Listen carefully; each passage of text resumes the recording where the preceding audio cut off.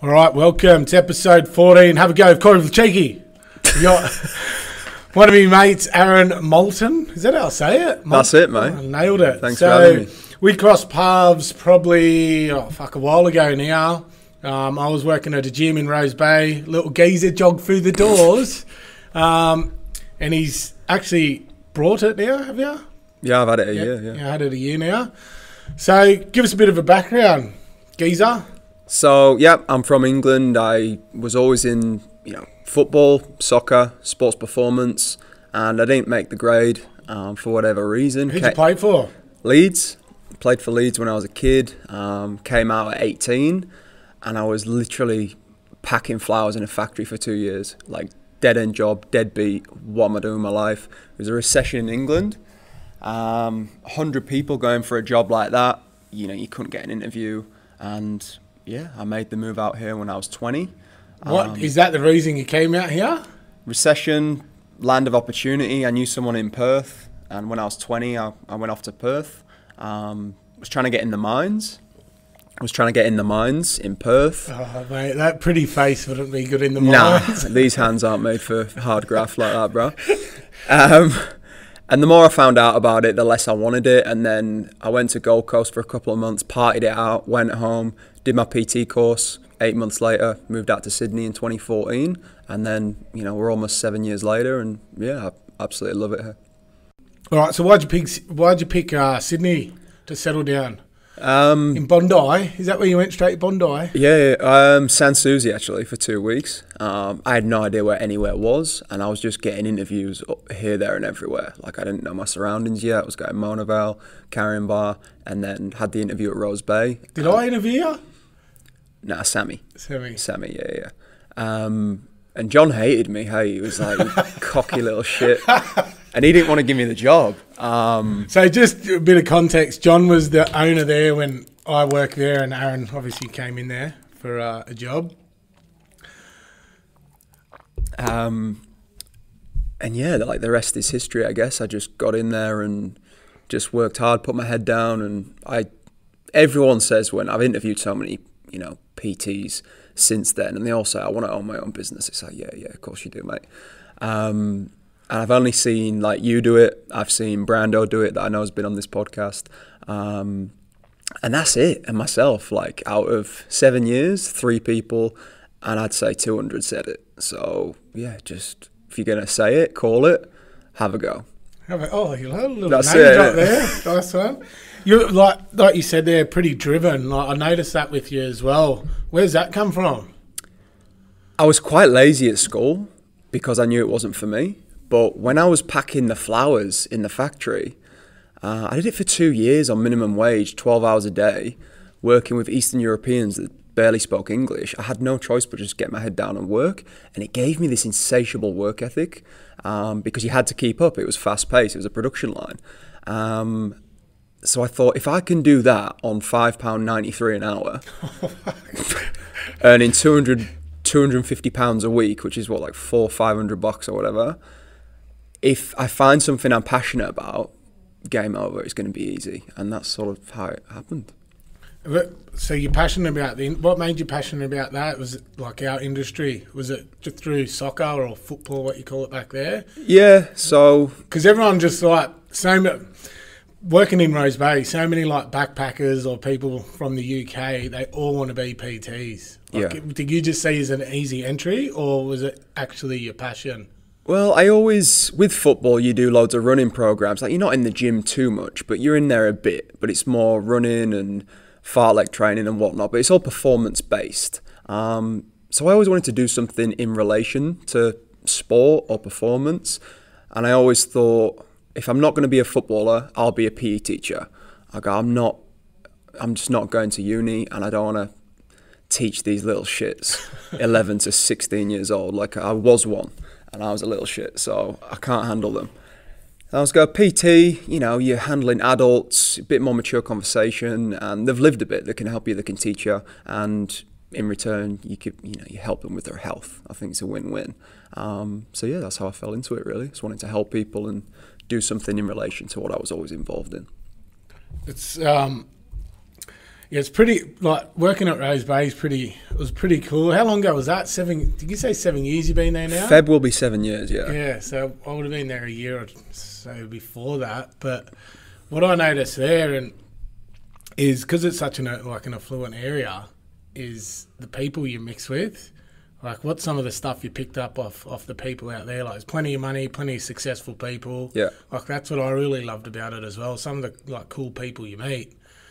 Is there anything that pops out in your head with that? Like some advice or someone that you've crossed paths with or you're still training at the moment that's there? Yeah, massively. Like, these people are chief execs, they run businesses, like, you can learn off them, and they want nothing in return. And when you change someone's health and transform their life, like, we're just doing our job, aren't we? But they feel like you're the best thing since sliced bread, and it's like, I've just helped you lose 10 kilos or 20 kilos or whatever, and help you get fitter and stronger, but they feel a bit indebted to you. And they just want to help. So the advice you get from these big CEOs is, you'd pay $1,000 an hour for it and you get it for just in your sessions, just general chit chat. So yeah, it's very rewarding.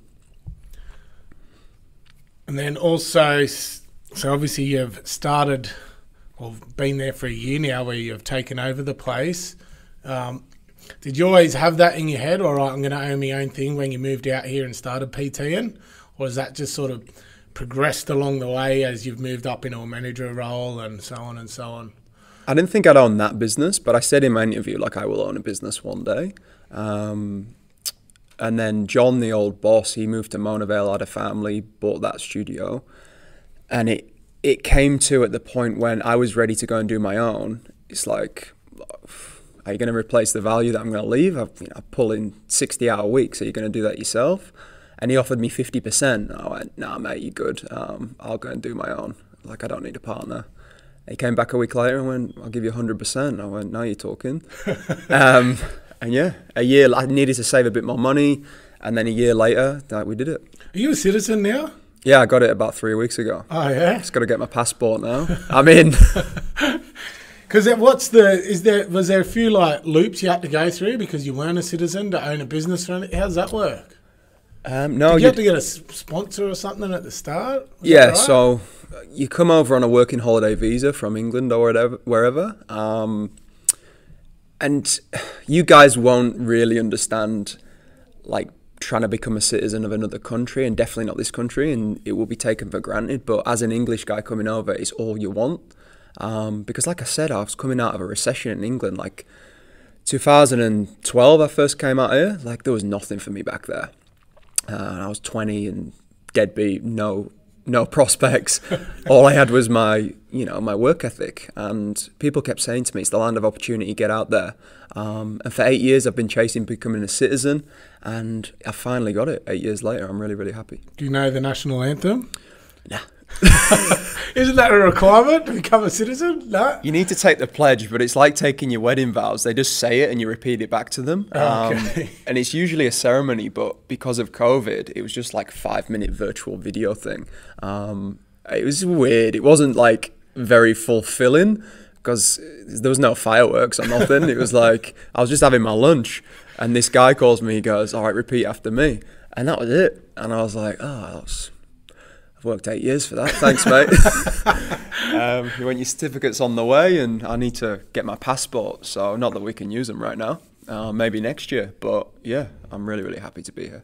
What did you learn from taking the business over from someone else? Like taking an existing business, like that can be pretty challenging sometimes. Like especially, I guess the good thing for you, but you were sort of the face of the business already, weren't you? Yeah, I know when I first went there, John was actually taking the business over from Chris, I think his name was. I can't remember. Yeah, it was Chris. So like there can be a few hiccups there. Like I've spoken to a few people, not a few, one that pops in my head, a mate that took over an existing business. Actually was Brando was talking about it. So he took over a gym and just rebranded it and everything. Yeah. And he had a few hiccups with some members, obviously they like change scares the shit out of a lot of people. But did you have any hiccups along the way with that, taking an existing business over? Yeah, for sure. I definitely live by the 80-20 rule. 20% of people are going to hate you. and I'm definitely a bit like Vegemite. Like, you can take or leave me. More than that, I'm an acquired taste.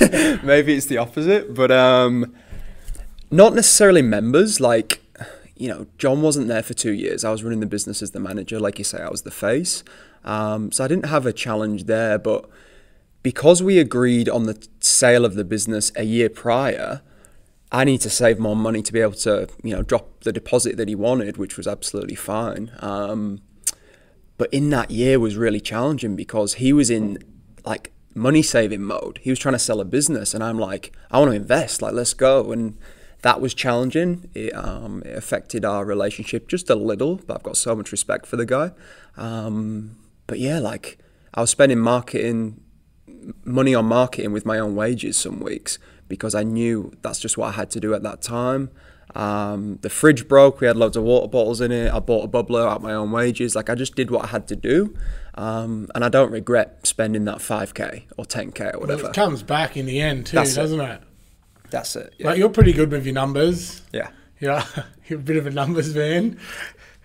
So, like, I always remember, like, just when we were talking, like, if I get 6 at this and then 7, then this will happen, and then boom, boom, boom. Like, you're always looking a few steps ahead like that. Yeah. Where'd you get that from? I've a bit OCD organised, neat and tidy. My mum always was. Yeah, that's just where it stemmed from. And I need, above everything, more than money, more than anything, is forward momentum. If I'm not progressing, I feel like I'm standing still. All right, so we'll just say, and talking about the numbers there, what else are some of the biggest factors that you reckon's important with running a business? People, like, especially with a PT business, like, their quality of service, their development, it drives the business, because you can't have a revolving door. So yeah, it's great to, you know, sell programs, but if you can't keep your clients happy, keep them motivated and keep them getting results, then, you know, you're never going to have a successful business. So we place a lot of onus on team development. You know, we have a meeting every week, we have a one-on-one every week, we have a team training session every week, whether it be development or just training together. I think that's really key to be consistent. And you know that process. You were in it, involved yourself, and you've got your own business. And I think that's, you know, really paramount to keep upskilling your people, because if not, you're stunting their progress as well as your own.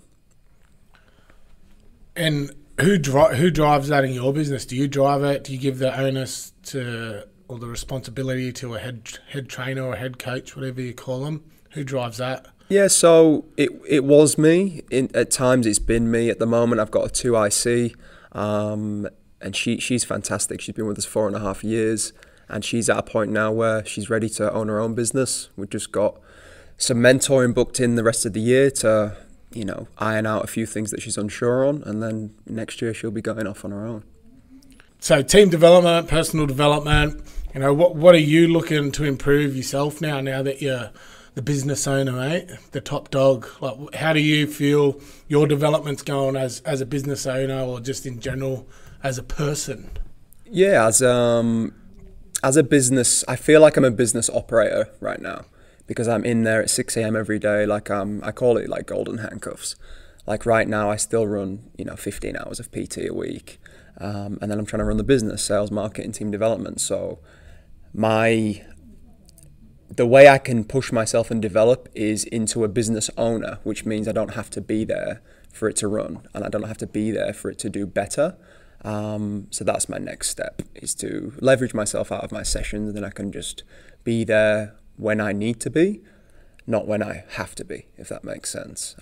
Because you can grow a business from anywhere. Like, you got your phone, you've got your laptop.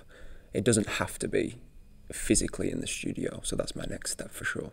So what's the plan you've put in place to get to there? Because I know a lot of people, like Luke and myself, you know, we're still in here a lot of the time, not as much as we were before, but you speak to anyone when they first get a business, and that's always the goal, but you find it pretty hard to sort of let go, or if not that, like, set up a proper system where, like you said, it's still progressing, making money, moving in the right direction. What's the plan you've put in place for that? So you'll actually know, because you used to train her, Tals.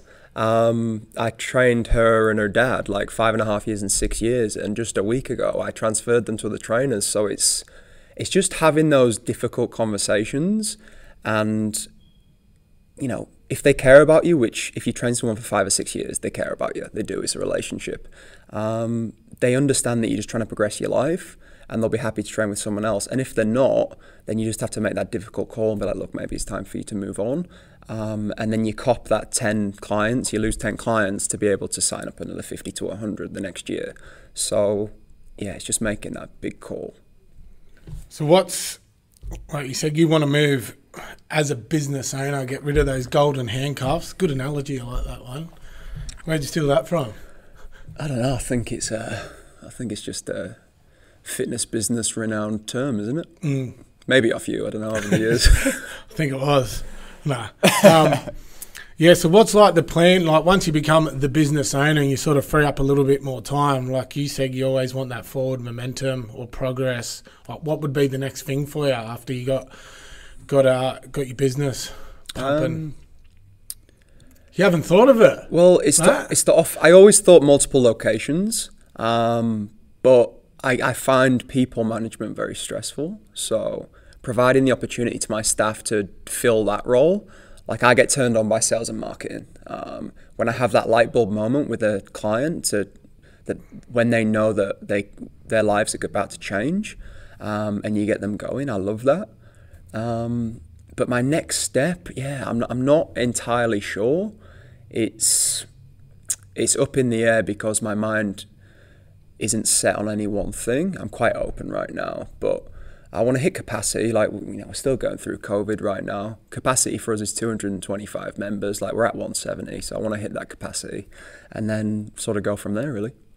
Like you just mentioned COVID, how'd that go for your business? Like we're talking just before we started the potty, it took a bit of a whack. Yeah, smashed us. So we was at 170 members and we dropped to 90 within, you know, the 6 weeks into the 3-month isolation, retained 90 clients, and then got back up to 170 with, you know, when do we reopen? The 13th of June, I think it is.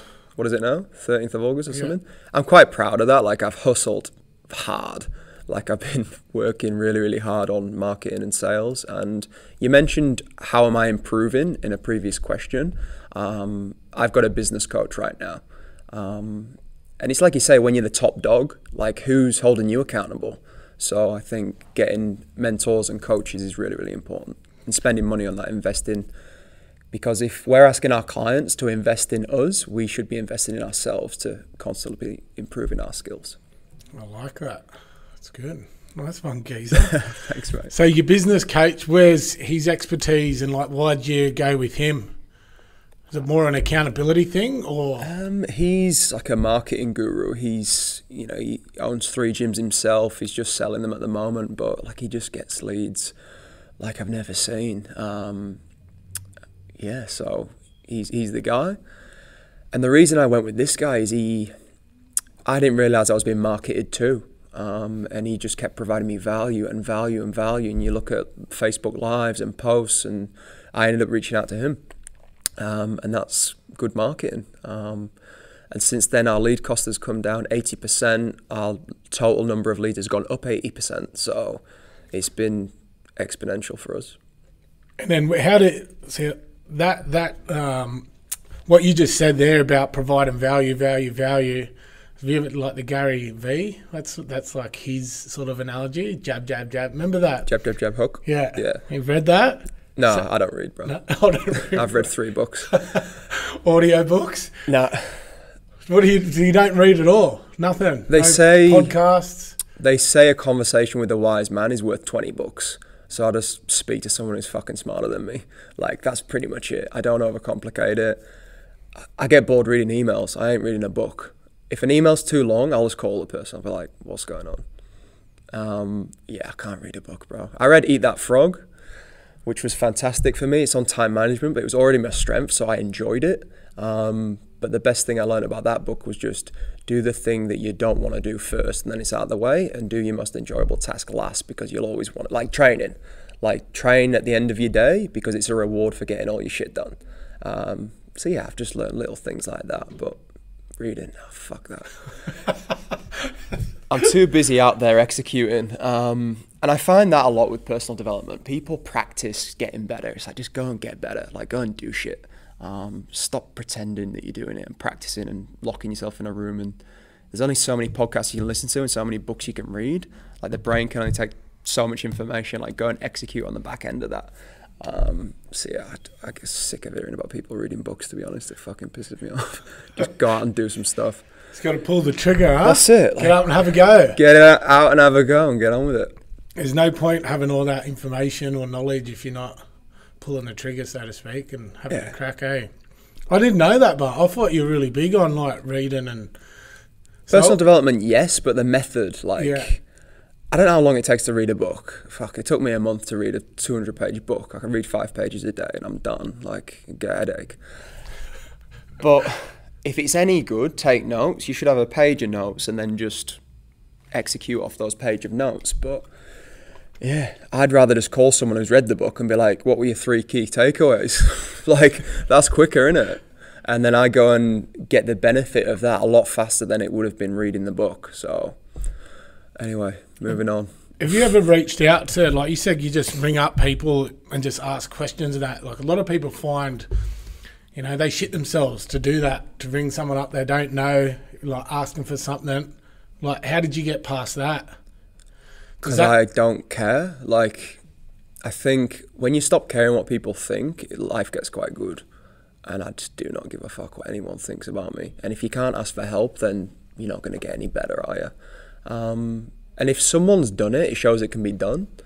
So just ask someone who's done something that you want to get better at how they did it. People like talking about themselves. So if someone's done something well, they're going to be happy to share their knowledge bombs with you and you'll learn a nugget. You don't get. Don't ask, you don't get, geezer. That's it. That's it, mate. What about, you know, this is pretty much on running a gym, a business, this podcast, really. Systemising things. You love numbers, you love systems. What are some systems? Like, you're just talking about sales. You got Zapier that comes through to your phone now, which is a system. What's some systems that could help someone that's running a gym or even running a business that you like using? Zapier is incredible. The lead from Facebook comes through to your phone within 2 minutes. And if you call someone within 5 minutes of them inquiring, the chance of them opting in goes up by 900%. So that's been a game changer for me. I've had 2 record sales months, and that's the time I've had Zapier. And we're going through COVID, so yeah, that's a game changer for me. But anything that gives you leverage, like, just any system that you can collect data. Like, you need to know how many leads it takes to get a conversion. You need to know your lifetime value of a client. You need to know if you can liquidate your marketing spend, fantastic. Can you make money on the front end, or do you just make money on the back end, or a bit of both?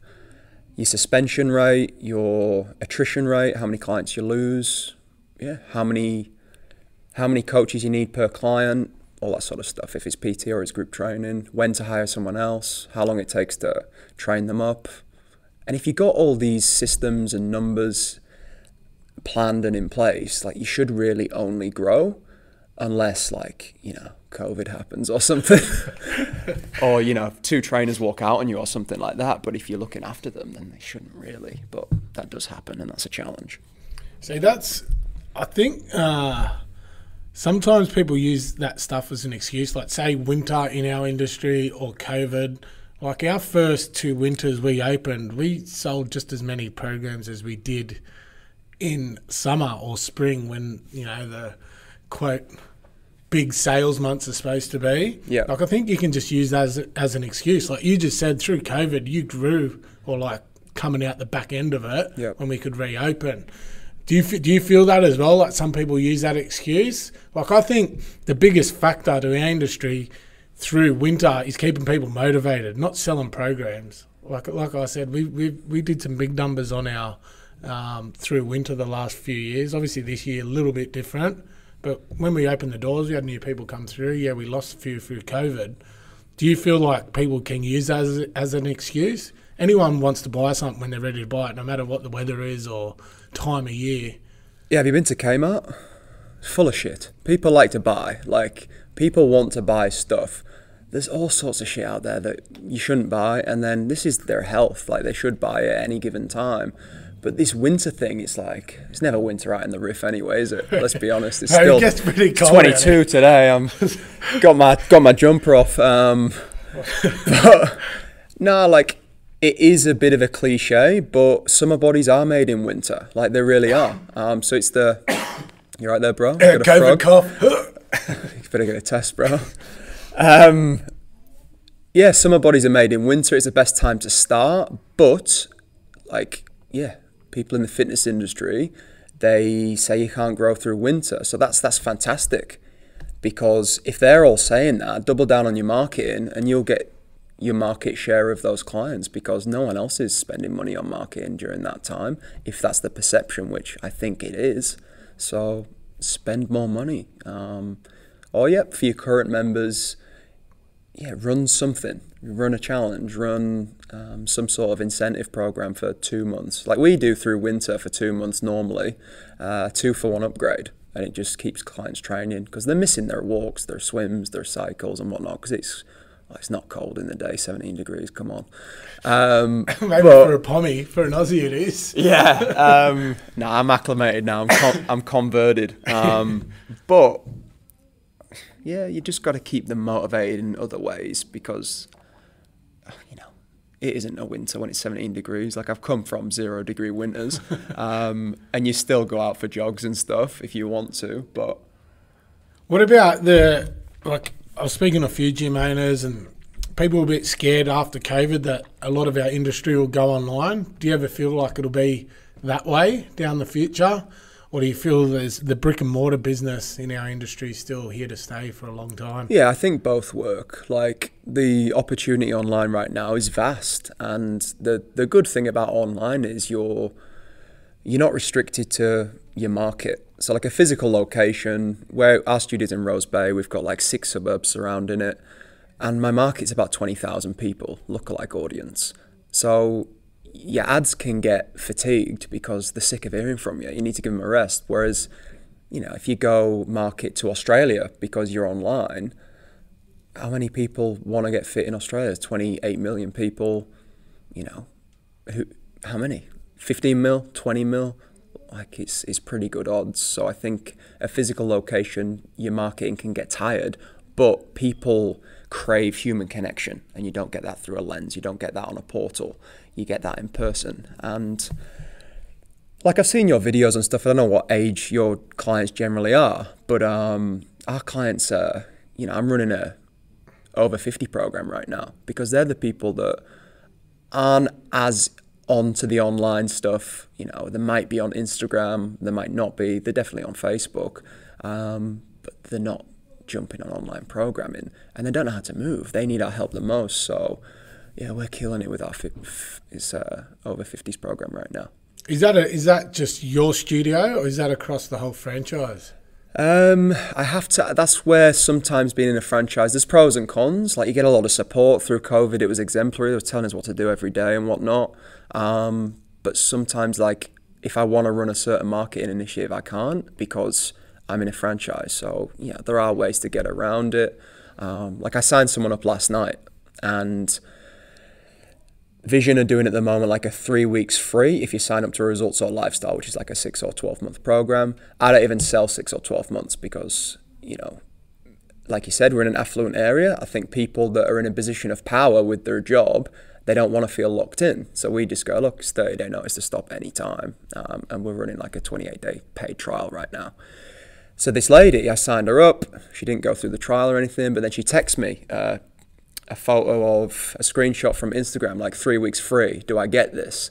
And I'm like, she wants to lose 25 kilos. I went, look, I'll give you, that's the equivalent of 9 free sessions because she signed up for 3 a week. I went, I'll just make it, I'll give you a 4th free the next 9 weeks. Are you happy with that? She goes, yes. So yeah, there's loopholes and you can use it as to your advantage, but sometimes it's to your disadvantage. But again, pros and cons with everything. So what's the biggest pros and cons with being a franchise owner, like a franchisee? What would you say are the biggest pros and cons? The amount of clients we've had like from St Ives because they've moved to Rose Bay and they've been at the St Ives Vision studio, or they've got friends that have been there and they move, say, we've got a lot of South African Jewish clients, they move over from South Africa or move from St Ives and they go, oh, go to Vision. It's that brand awareness, that brand integrity, you know, got a good name for personal training. So that's a massive, massive pro. The systems are pretty much done for you, which gives you a lot of leverage. Like our trainers don't have to worry about writing programs, which is obviously very time consuming. They just put in whatever exercises they want that's on our system, and then we deliver that. And the cons is what I mentioned about, you know, sometimes the freedom of marketing. They say you can do whatever you want in your local area, but you have to be careful on Facebook. But it's like, Facebook is local area. I'm not going out my 3.5k radius, but you're saying I can't. So I get in a bit of trouble, I'm not going to lie. I have a pretty high risk threshold, and I'm a bit of a headache for our headquarter team. So if you're watching, guys, sorry, but yeah. Do what you got to do, right? So like looking back now, you obviously own the franchise, or you're a franchisee. Yeah. Would you go down that path again, or would you open up your own place under, say, Az's Fitness or whatever you want to call it? Geezer Fitness. Geezer Fitness. I think for me, I'm really bad with tech. Like, you don't even have Facebook, do you? I've got Facebook. I don't have Instagram. That's like, right. Obviously I have Facebook, bro, but I don't have Instagram, and it's like, because I'm not that guy that takes selfies with his shirt off. Like, I'm just not that sort of person. Only on WhatsApp or Snapchat? I've got WhatsApp, our group chats. I don't have Snapchat. I just don't care for that stuff. I wouldn't have Facebook if I didn't need it so much for the business and to keep in touch with my friends and family back in England. Yeah, it just doesn't turn me on. I'm a people's person, you know? So all the systems, the tech, it doesn't really do a lot for me. So I need that. So that's where, yeah, you pay your franchise fees for that side of things. But I could also just hire someone to do it. But yeah, give or take, I don't know. Who knows what the future holds. What's your biggest challenges, Geezer? Being a businessman, business owner, running a gym? Yeah, I think you take it home with you. You take it on holiday with you. A lot of sleepless nights. You either go grey or go bald. I see you've gone bald. I'm going grey. That was because of the missus, not just business. Just joking. Yeah. Gosh, she runs a tight ship, doesn't she? It just takes a little piece of you. And yeah, like when I was taking over the business, like I was going for a deadline, I got a neck injury, like my neck's still bad, like I sore doing that. From what? From stress? Just stress, like from, I don't know, just extra time on the computer, my traps coming up, putting pressure on my neck. Traps, not traps. What traps? True. But yeah, man, just, it does take a little piece of you. It's not for the faint-hearted. It is for the few and not the many. But that's why the rewards are what they are. But if you're not prepared for that, then, you know, business is not for you. But fuck, I'm young. I'm 28 years old. Like, I always just say you got one life. Just literally do it all and give it a go. Because we live once. As cliche as it is to say. It's true, you know. What's like the end game for you? Like, say, retirement game, or where do you want to be? Like, what's the goal with that? I definitely want to be a millionaire because it's a challenge. You don't. What's your definition of a millionaire though? Like 7-star holidays, flying first class, paying off your family's mortgages, buying your parents their dream cars, like, and that's why I want to do it. I want to look after my parents. My auntie's always been good to the family. I want to pay her back one day. And it's not about paying her back. It's just about looking after them and shouting them dinner for a change. And if you're financially free, life gets good. And yeah, they say money doesn't buy you happiness. I agree, but it gives you options. It gives you the opportunity for happiness, right? And call it materialistic. I don't really care. Like, who doesn't like nice things? Like, do you want to go McDonald's or do you want to go like Fred's? Well, I'll probably go Fred's and have the fucking $100 steak. Do you know what I mean? Like, what do you want in life?